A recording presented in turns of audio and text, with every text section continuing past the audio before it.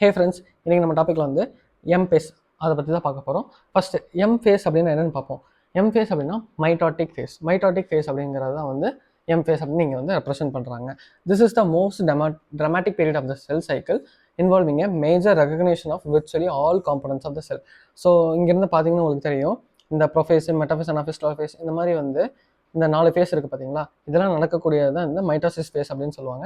இந்த mitosis face ஏன் வந்து ட்ராமாட்டிக்கான பீரியட் அப்படின்னு சொல்கிறாங்க அப்படின்னா, ஒரு செல்லு வந்துட்டு டிவிஷன் ஆகிறப்போ என்னென்ன ப்ராசஸ் நடக்குது, அந்த குரோமோசோம்குள்ளே நடக்கிற அந்த விஷயங்கள், அந்த பிளா பிளா பிளா பிளா அந்த ஸ்டப்ஸ் எல்லாமே சேர்ந்தது தான் வந்து இந்த எம் ஃபேஸ்.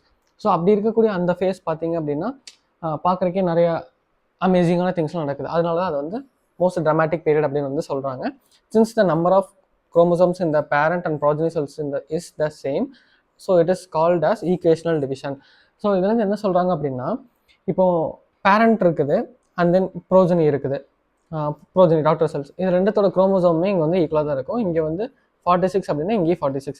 ஏன் அப்படின்னா இது லைக் சொமேட்டிக் டிவிஷன்ஸ் அப்படின்னு வந்து சொல்லலாம். சொமேட்டிக் டிவிஷன்ஸ் அப்படின்னா நம்மளோட நார்மலான செல்ஸ் இருக்குது பார்த்தீங்களா, இப்போ நீங்கள் அடிபட்டுச்சா அந்த இடத்துல வந்து செல்ஸ் வந்து கிரியேட் ஆகணும். ஸோ உங்களோட அதே குரோமோசோம் கண்டென்ட்லேருந்து எல்லாமே வந்துட்டு சேம் லெவலில் சட்டிலாக வந்து டிவைட் ஆகணும். ஸோ அந்த மாதிரி இடத்துலலாம் பார்த்தீங்கன்னா இந்த எம்-ஃபேஸ் வந்துட்டு ஹெல்ப்ஃபுல்லாக இருக்கும்.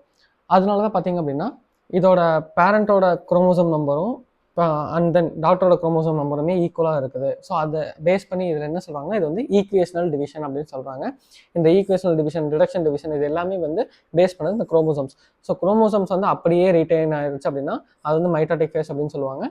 அப்படி ரீட்டைன் ஆகாமல் இருந்துச்சுன்னா அது வந்து மியாட்டிக் ஃபேஸ் அப்படின்னு வந்து சொல்லுவாங்க.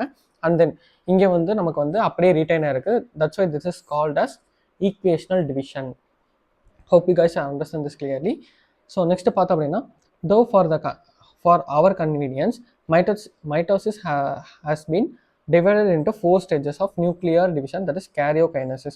It is very essential to understand that cell division is a progressive process and very clear-cut lines cannot be drawn between various stages.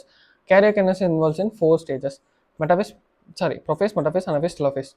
So இதுலேருந்து என்ன சொல்கிறாங்க அப்படின்னா, இப்போ நம்ம இந்த மைட்டாசிஸ்ன்னு சொல்கிறோம்ல, இந்த மைட்டாசிஸ் வந்துட்டு ப்ரொஃபேஸ் நடக்குது, ப்ரொஃபேஸ்க்கு அப்புறம் மெட்டாஃபேஸ் நடக்குது, மெட்டாஃபேஸ்க்கு அப்புறம் அனாஃபேஸ், அனாஃபேஸ்க்கு அப்புறம் டீலோஃபேஸ் அப்படின்னு சொல்லிட்டு இது எல்லாமே நம்மளோட கன்வீனியன்ஸ்க்காக தான் பிரிச்சிருக்கோமே தவிர இது எக்ஸாக்டாக வந்து இந்த ஸ்டெப் ப்ரொஃபேஸ்க்கு அடுத்து மெட்டாஃபேஸ் தான் நடக்கும் அப்படின்றது வந்து கிடையாது. இதுக்கு வந்து ஒரு கிளியர் கட்டான பேராமீட்டர் வந்து வைக்க முடியாது.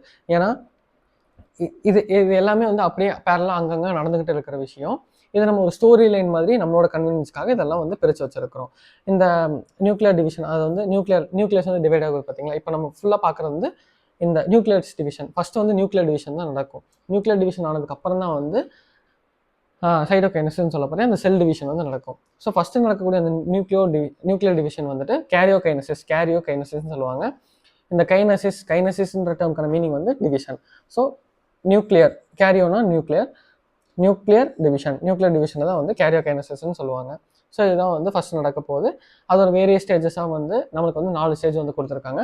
ஃபஸ்ட்டு பார்த்தீங்கன்னா ப்ரொஃபேஸ் இருக்குது, next metaphase, third one anaphase and then telophase.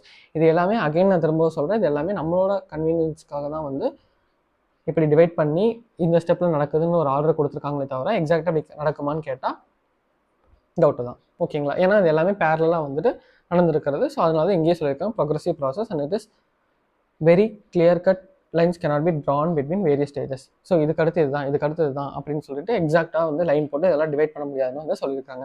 So hope you guys understand this M-face clearly. அதுக்கடுத்து எம்-ஃபேஸ், அதாவது மைட்டோசிஸ் ஃபேஸ் வந்து உங்களுக்கு புரிஞ்சிருக்குன்னு நினைக்கிறேன். இதோட டீட்டெயில்டான அந்த ப்ரொஃபேஸ், அனாஃபேஸ், மெட்டாஃபேஸ், டெலோஃபேஸ் இது எல்லாத்தையுமே வந்து 1 by 1 செப்பரேட்டாக பார்ப்போம். Okay, thank you.